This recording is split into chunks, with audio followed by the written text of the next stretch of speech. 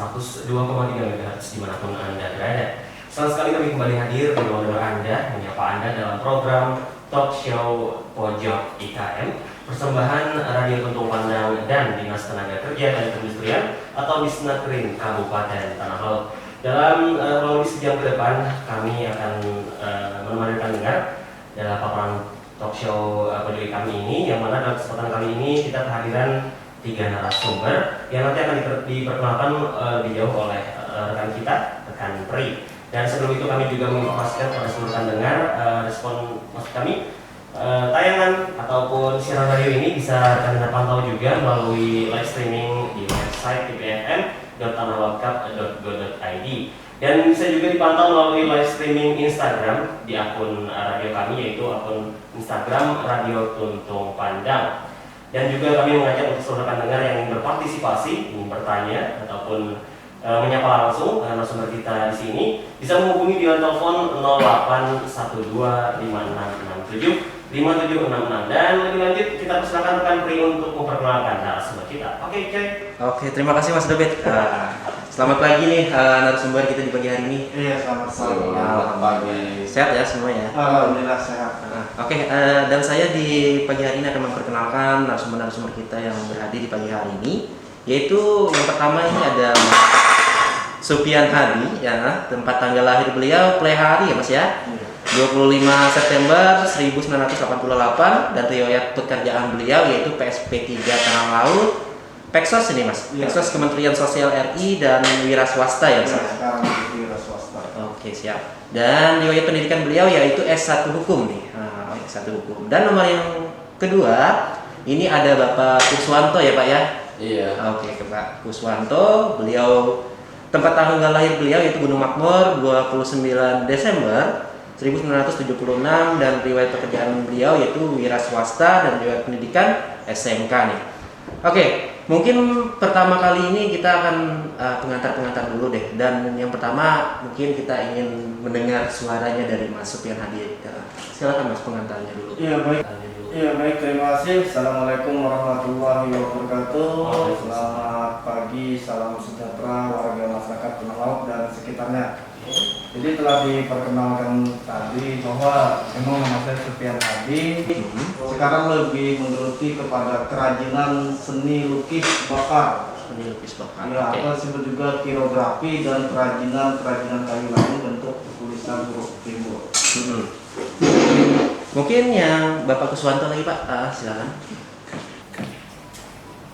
Oke, selamat pagi. Assalamualaikum warahmatullahi wabarakatuh. Teman-teman Tanah Laut dan rekan-rekan yang seprofesi. Kami dari Sumber Makmur, desa kami, tempat kami budidaya, Kelulut ataupun Lebah Serena. Sebagaimana yang saya pribadi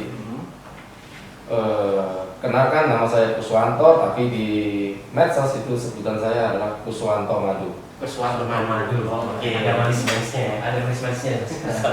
Dan yang ketiga nih, yang baru datang nih Mbaknya nih. Dengar nih suaranya dari Mbaknya. Nursari, Pak Nursari ya Pak? Iya. Yang ownernya Salsabila Collection ya? Iya betul. Oke, bisa dikenalkan Mbak produknya apa aja di pagi hari ini? Oh ini. Perkenalkan nama saya Nursari. Saya dari Gunung Makmur. Oke. Di sini saya mewakili IKM Fashion, produk masker terutama. Ya. Jadi di sini ada masker, ada baju juga. Baju. Nah, jadi ibarat kalau ada orang lihat baju, serasi sama maskernya bisa kita bikinkan sekalian. Iya. Bisa request ya? Iya, bisa sesuai keinginan gitu. Mungkin Mas David kita langsung ke bagian hari ini. Kita ambil lebih jauh nih. Biasanya tadi kita lihat ya rekan Pri ada kayak lukisan, tapi apakah itu dilukis atau dicetak atau bagaimana? Kita akan dengarkan lebih jauh nih penjelasan dari Bang Supian Hadi. Silakan.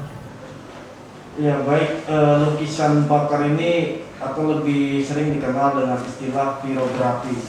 Jadi pirografi itu adalah segala sesuatu baik bentuk tulisan ataupun gambaran yang dihasilkan dengan metode bakar dengan peralatan tertentu.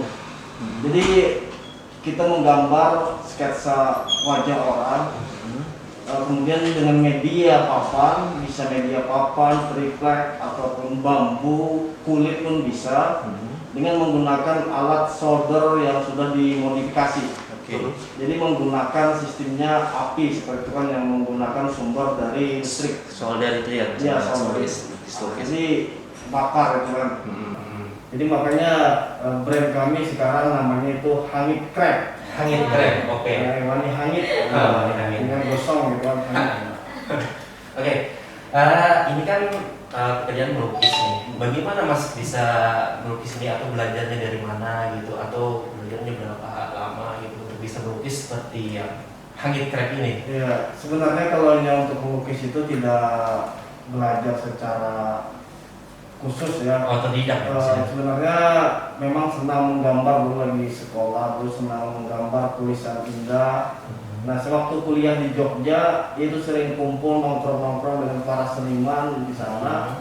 Akhirnya ketularan. Ketularan hobinya. Ketularan yang baik lah. Nah, 2015 itu waktu balik ke Tengah Laut kita mengawali, tapi tidak menggunakan media kayu, dulu cermin. Kita menggunakan media cermin yang tingkat kerumitannya yang sangat sulit. Cuma karena pemasaran sekaligus pemanfaatannya agak sulitan. Nah, kemudian kita memanfaatkan limbah kayu, sisa-sisa mebel yang tidak terpakai, itu diambil, dicoba-coba. Nah, baru di tahun 2018 sampai sekarang ini sudah menjadi pekerjaan tetap, menjadi suatu pilihan yang sangat menghasilkan dan menjanjikan. Nah, kemudian juga ada tulisan timbul ya, untuk hiasan-hiasan rumah, untuk dekorasi ataupun kaligrafi. Ini juga karena ada permintaan-permintaan. Ya, seperti itu. Oke. Nah, saya mau tahu nih nanti ya, paket harga nih kan belum tahu ya, gimana ini? Ya, kalau khususnya di bawah sekarang bisa dijelaskan sedikit sama juga yang sudah menyaksikan ya. Iya, kalau harga kita lebih fleksibel juga. Kalau yang kita ada 3 papan yang siap sedia bahan. Itu ada ukuran 17 kali 25 cm, itu kalau yang satu wajah itu sekitar 75.000. Nah, kalau 2 orang itu 100.000, itu sudah maksimal 2. Kalau yang ini ukuran 20 kali 30, ini bisa untuk 4 orang ataupun 3 orang. Nah, ada juga ukuran yang 30 kali 40, bisa juga satu keluarga. Jadi antara harga itu bisa juga nego, kita bisa juga dapat harga ada. Kalau mau ukuran yang lebih besar, bisa medianya triplek. Jadi pertimbangannya media, kemudian jumlah yang digambar ya, orang yang digambar ya. Oke, tapi untuk kisaran aja nih Bang Hadi. Kisaran dari semuanya ini berapa? Kisaran aja paling mahal berapa? Paling mahal berapa? Paling murahnya berapa? Ya, kalau paling mahal itu tergantung banyaknya yang digambar tadi kan. Bisa ada harga sampai 2 jutaan. Itu satu keluarga itu? Satu keluarga. Tapi kalau yang untuk hadiah atau sampel itu dari 75.000 sampai 150 sudah dapat. Untuk hadiah-hadiah. Bahkan untuk kayak bikin kecil lagi, kayak bikin untuk plakat itu sekitar 50.000 bisa. Foto-foto kayak plakat gitu kan. Mungkin per hari berapa Mas untuk bikin kayak gini, berapa dalam sehari gitu? Ini kita pernah kemarin mengerjakan produk yaitu dari Bank BPD Kalsel ya, kemudian yang ada kantor di depan, ada yang perpisahan. Itu ada 18 lukisan yang kita kerjakan dengan waktu 10 hari. Jadi 1 hari bisa mengerjakan 3. Kalau sampai malam bisa kadang 6. Dia tergantung mood. Iya, bisa juga nggak bisa blank, bisa juga. Nah, kita kerjakan kalau yang udah lukisannya agak blank, kita kerjakan kerajinan tangan lagi. Yang bentuk-bentuk tulisan. Itu dibantu nggak Bang Hadi atau Bang Hadi sendiri langsung terjun? Dulu awal-awalnya sendiri, kemudian waktu sekarang kan saya domisili di Desa Bengkulu, Kecamatan Tambonglang, Kabupaten Tengah Laut. Tuh di domisili tempat istri di sana. Di sana tempat produksi. Nah, waktu awal dipelihara kita juga dibantu oleh kawan 2 rekan teman-teman yang untuk menyiapkan bahan. Nah, kemudian di Desa Bengkulu ini kita juga mengajak para pemuda, artinya kita ajarin. Kalau ini sudah berhasil, mereka bisa bernilai standar nilai jual, kita bantu, kita jualkan. Jadi selain kerajinan ini juga ini yang lagi digeluti, ini mau bikin alat musik panting.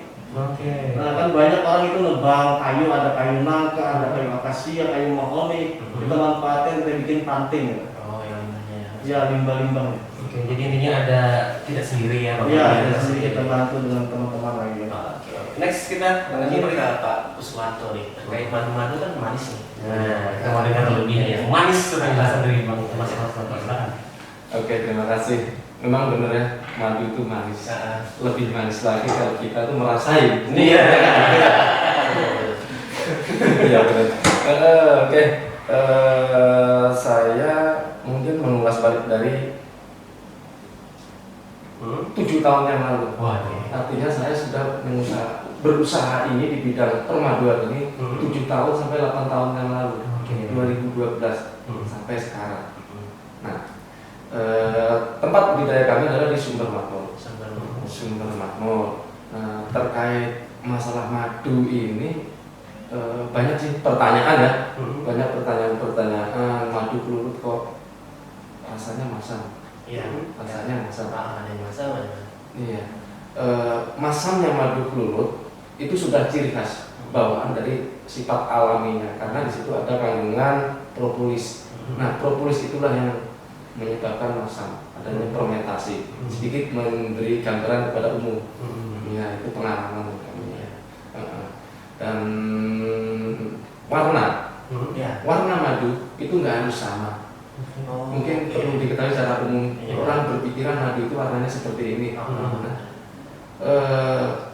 Warna madu itu tergantung nektar atau bunga yang dikonsumsi, diambilnya. Nah, itu tergantung di mana lokasinya. Masing-masing lokasi berbeda tanaman, berbeda pohonnya atau hutannya. Nah, itu mempengaruhi warna. Itu pertanyaan secara umum. Saya mencoba menjawab seperti itu berdasarkan pengalaman. Iya, karena sudah 7 tahun, 8 tahun yang lalu saya usaha ini.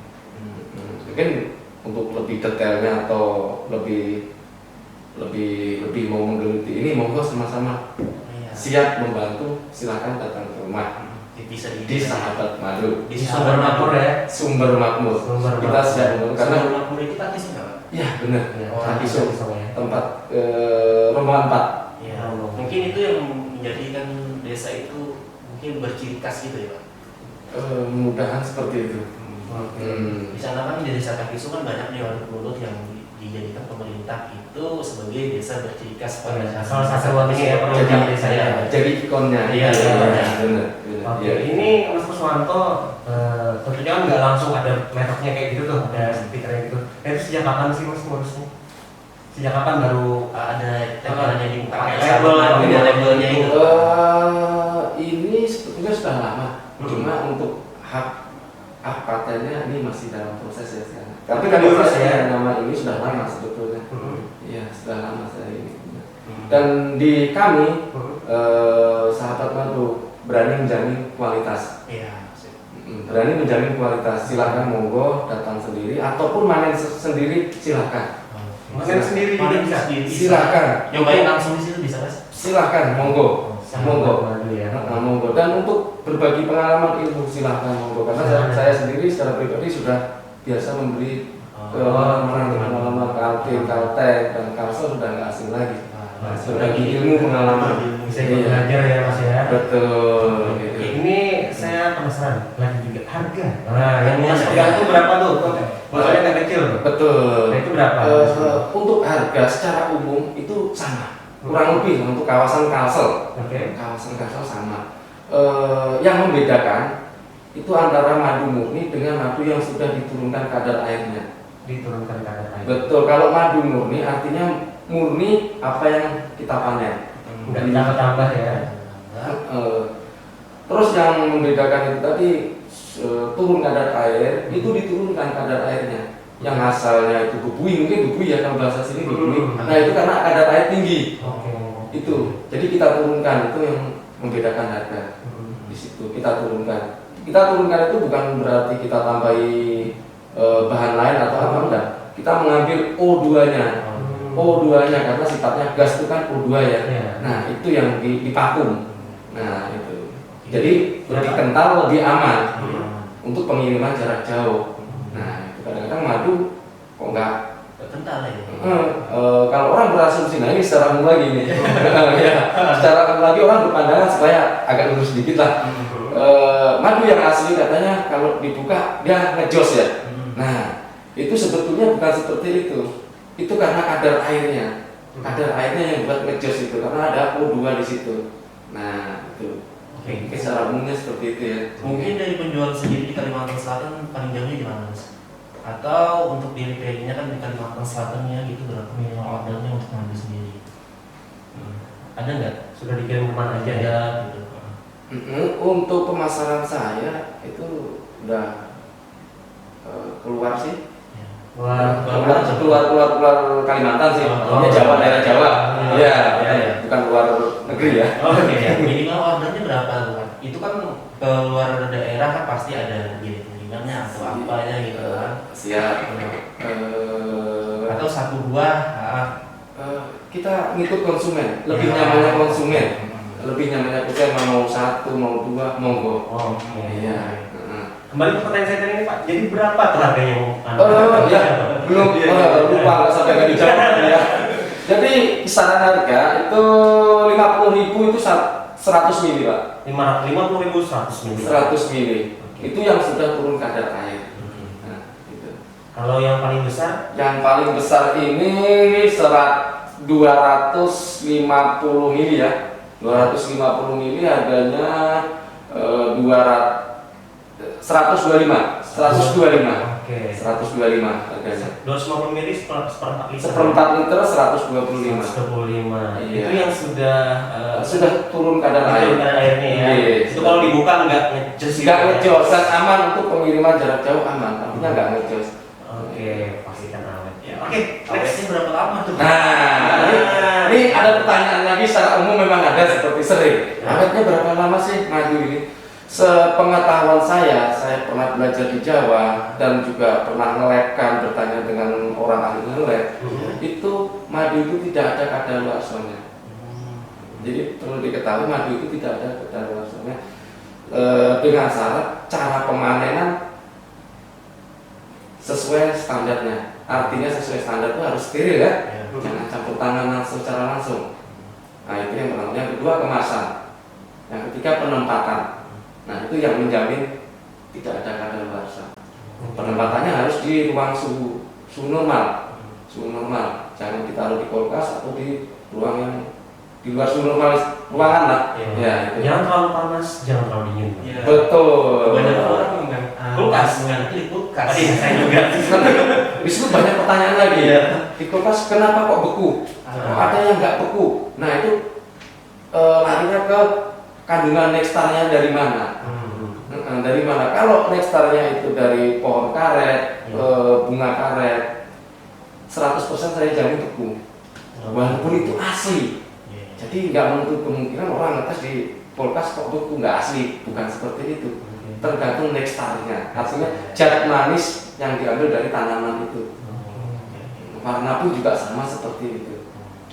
Kalau untuk masem itu udah ciri khas. Bahwa halal karena propolis. Propolis itu ada kandungan propolis banget. Wadahnya itu propolis. Iya. Dan dalam kesempatan sesi sebelumnya tadi kita sudah mendengarkan pemaparan dari Mas Sugian Hadi dengan Langit Kerasnya dan juga Mas Kuswanto dengan sahabat madunya. Dan selanjutnya kita akan mendengarkan dari Mbak Nur Sari dengan produknya apa nih Mbak?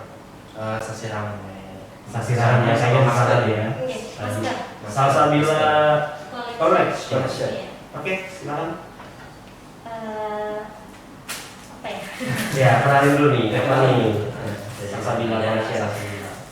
Kalau Salsabila sih diambil dari nama anak sebenarnya. Jadi apa? Anak boleh juga masing-masing ya. Jadi kita pakai nama anak aja. Di sini melayani masker dalam bentuk ecer ataupun partai lah ya, berhasil gitu kan ya, dalam jumlah banyak. Untuk hari itu kita menyesuaikan masing-masing.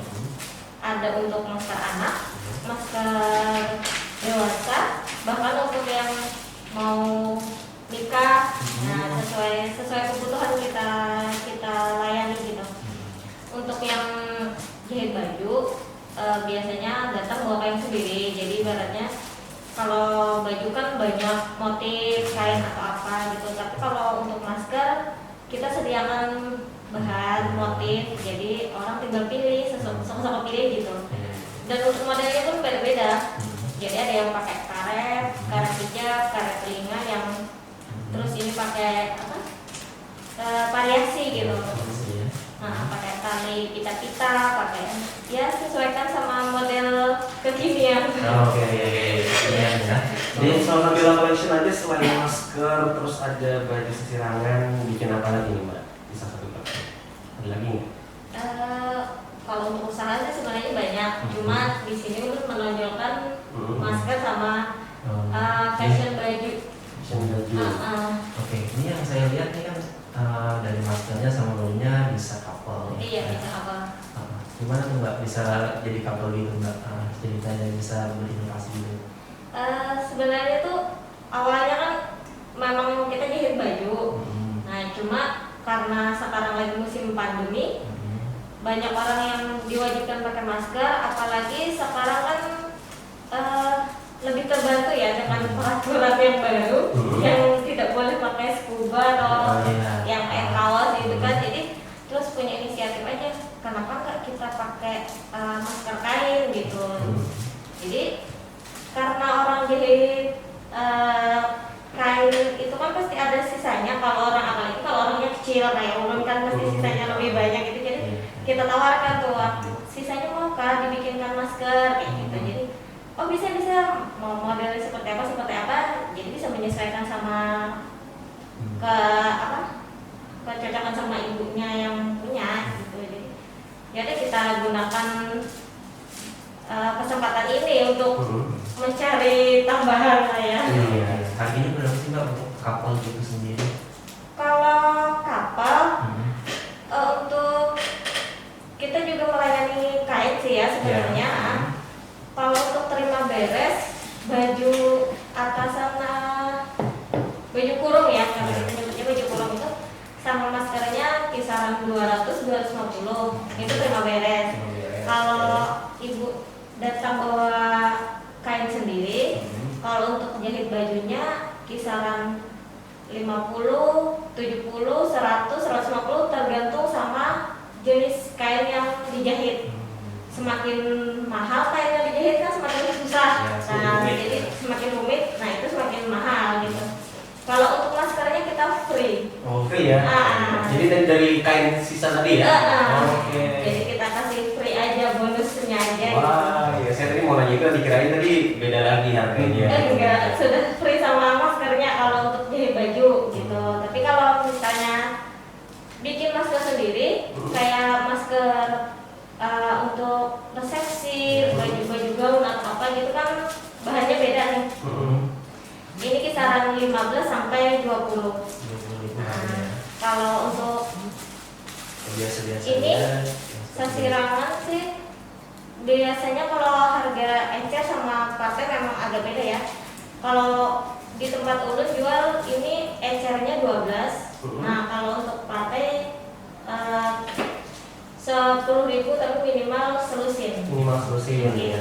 Ini kan terkait bahan nih, ada yang sasirangan, ada yang bentuk itu apakah mbaknya mendapatkan bahan ini dari tanah laut juga atau di mana? Atau bekerja sama dengan pelaku UMKM atau IKM di tanah laut? Kayak kolaborasi boleh ya? Iya. Bisa aja tuh. Iya. Kalau untuk kita kan ada grupnya tuh. Nah, jadi grup IKM penjahit ini memang ada. Kebetulan dari dinas juga yang mengadakan, jadi ibaratnya sangat terbantu juga, apalagi posisi sekarang saya lagi hamil besar, jadi kan kurang bisa jalan jauh.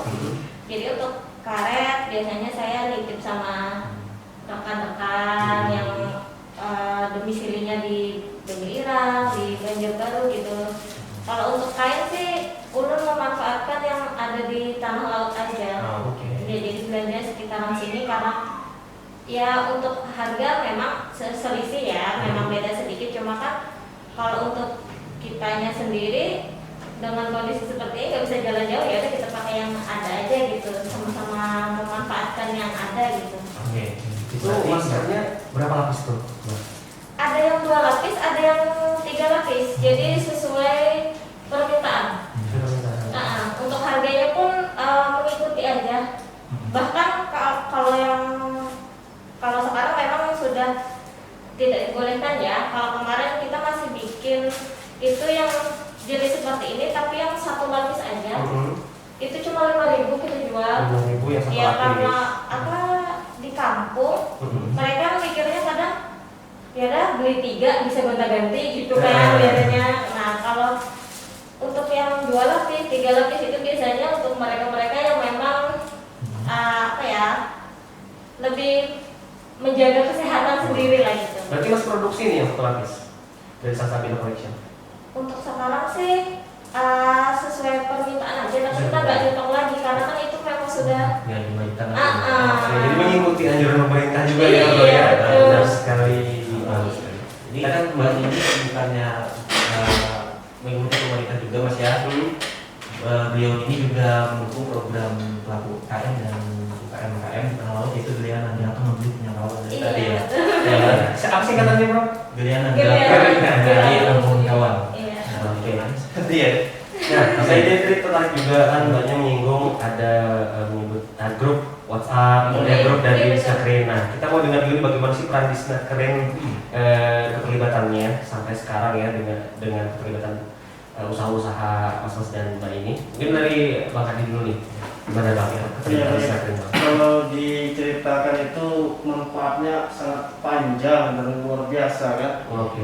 Jadi dari Disnakerin itu kan dia menghimpun, mencari, bahkan mendata siapa-siapa pelaku IKM, siapa-siapa pelaku industri ataupun siapa-siapa yang memproduksi. Nah, kemudian juga dengan pelaku-pelaku kerajinan diinisiator oleh kawan-kawan, kemudian diundang oleh Disnakerin.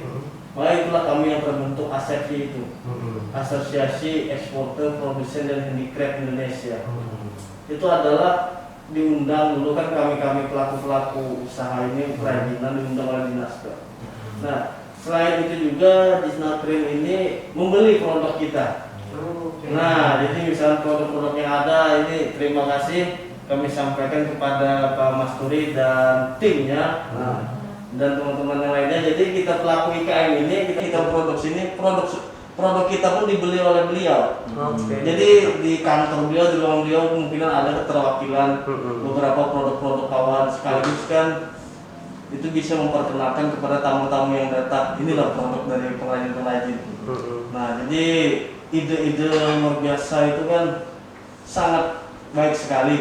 Kemudian juga welcome loh kalau juga kepala dinas beserta timnya, Mas Turi beserta kawan-kawan sering juga ngajak ngopi, ngobrol sama-sama, mendatangi, bisa juga curhat ataupun bisa juga bercanda. Nah itu ngobrol.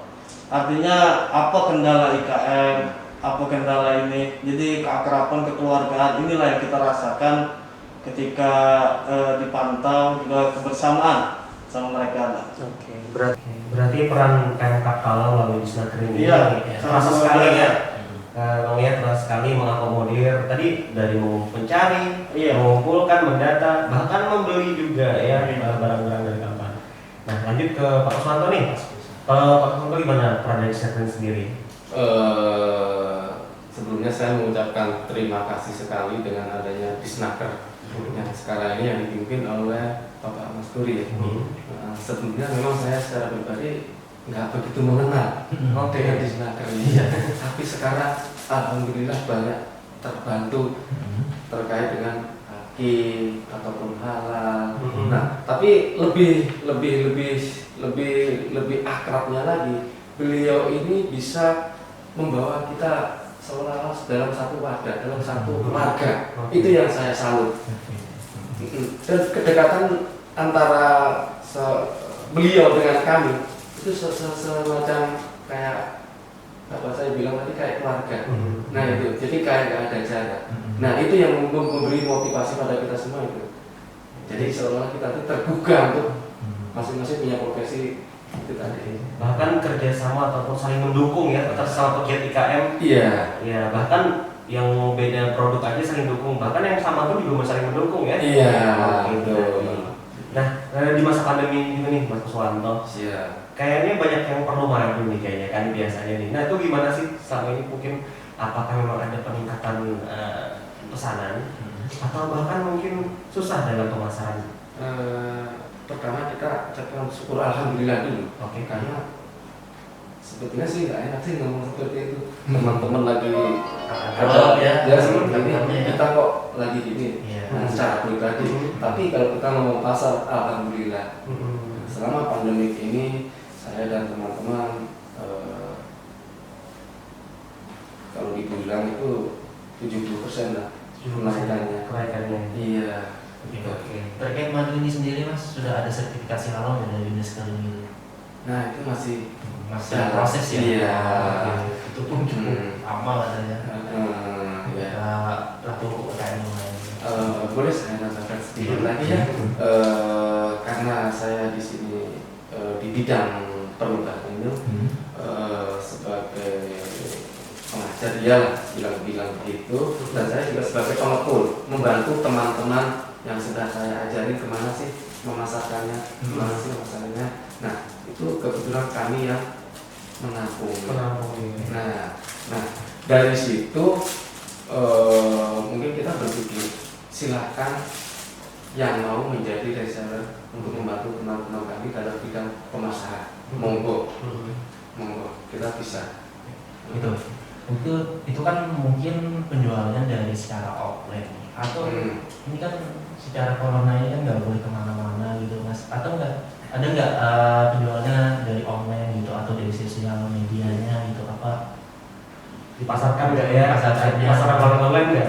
atau dari Facebook atau dari media sosial lainnya? Ya kita lebih memanfaatkan dari media sosial. Iya karena di musim seperti ini lebih banyak ke situ larinya. Iya. Kalau Bang Hadi gimana Bang Hadi? Biasanya kan ramai banget nih kalau pas acara-acara kayak ada pameran atau apa. Nah kalau Bang Hadi gimana dalam masa pandemi kan jalannya belum kumpul. Apakah online-nya juga jalan?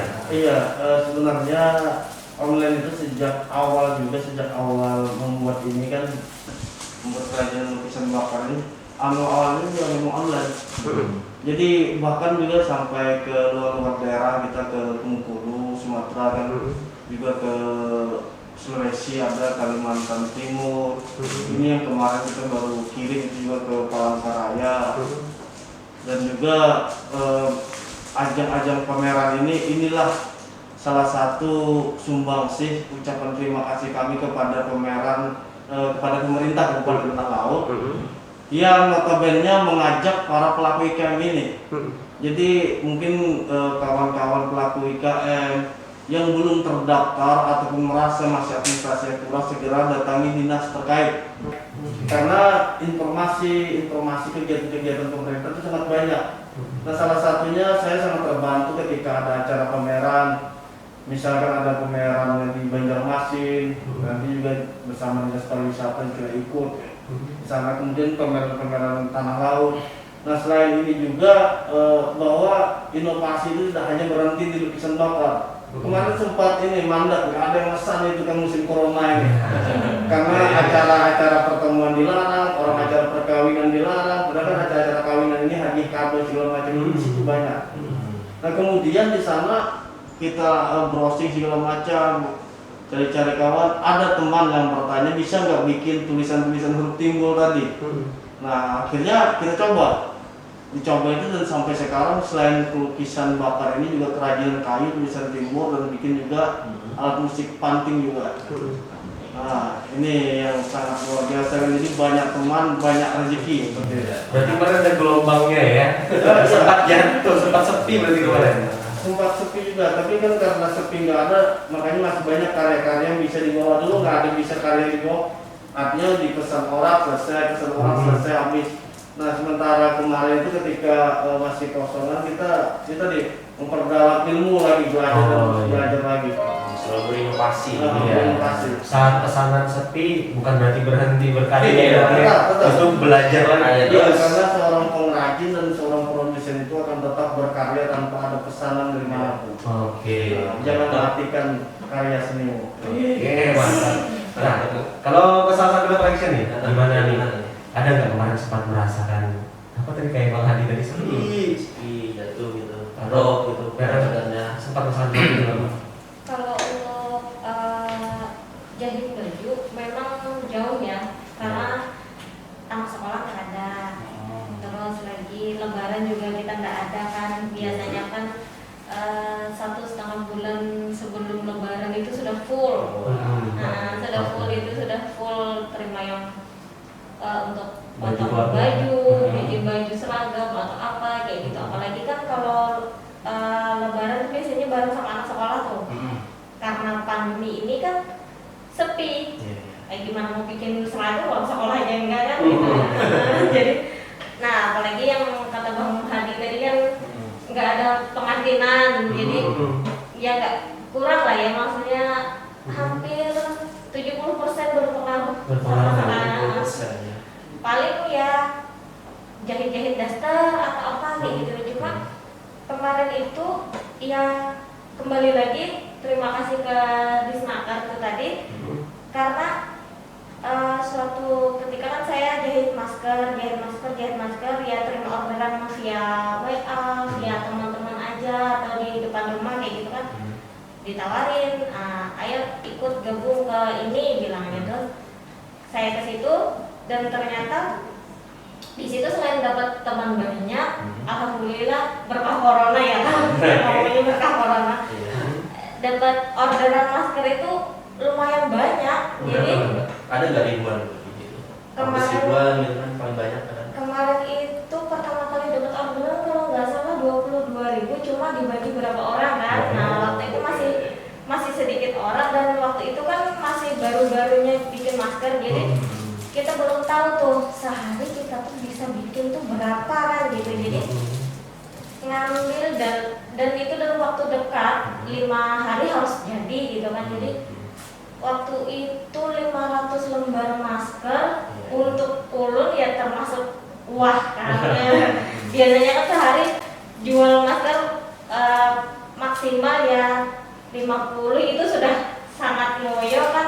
Ini 500 lembar dalam waktu 5 hari kan ya sangat-sangat berkah banget kan gitu. Jadi nah dari situ ada grupnya, terus orderan ini, orderan itu, orderan dari ini, dari itu ya alhamdulillah banget. Jadi bahkan sekarang malah di rumah itu teman-teman yang jualan dulunya jualan makanan atau apa kan sekarang sepi apa, sekarang malah gabung ke kita gitu loh, bantuin gitu. Jadi ya alhamdulillah sih jadinya nambah teman, bisa ngasih pemasukan, bagi-bagi lah gitu. Makanya dibagi-bagi ya. Ada sisi positifnya berbagi sama tetangga. Iya betul. Benar. Jadi bisa dikatakan enaknya nggak sendirian, tapi ada